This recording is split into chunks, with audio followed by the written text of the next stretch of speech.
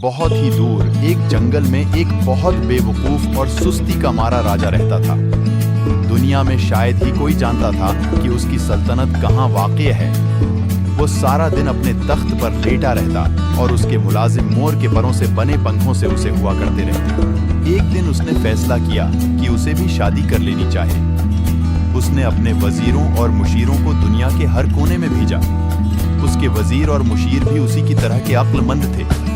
اس نے وزیروں کو کہہ کر بھیجا تھا کہ اس کی بیوی ایسی ہو جو زمین پر بھی چل سکے اور ہوا میں بھی اڑ سکے، جس کی شکل انسانوں جیسی ہو لیکن وہ انسان نہ لگتی ہو، اس کے 4 بازو اور 4 ٹانگیں ہوں۔ بیچارے وزیر اور مشیر سخت پریشانی کے عالم میں دنیا بھر میں مارے پھر رہے تھے۔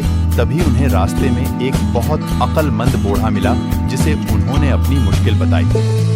وہ ہنس کر بولا، یہ تو بہت آسان ہے، یہاں سے ایک بندریا پکڑو اور اپنے راجا کے لیے لے جاؤ۔ مشیروں وزیروں نے اس کا کہا مانا اور ایسا ہی کیا۔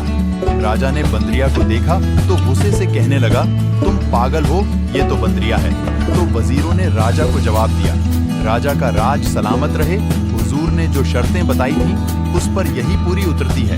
یہ دنیا میں واحد جاندار ہے جس کی شکل انسانوں سے ملتی ہے لیکن یہ انسان نہیں ہے۔ یہ درختوں پر ایک درخت سے دوسرے درخت تک اڑ کر جا سکتی ہے اور زمین پر بھی آسانی سے چل سکتی ہے۔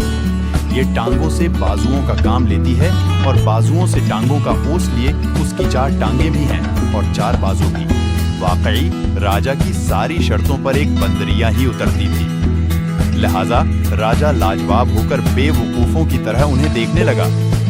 پھر بندریا سے تو اس نے شادی کیا کرنی تھی۔ وہ ساری عمر کنوارا ہی رہا، لیکن لوگ بندریا کو نہیں بھولے اور راجا کی غیر موجودگی میں اسے بندریا کا شوہر ہی کہتے رہے۔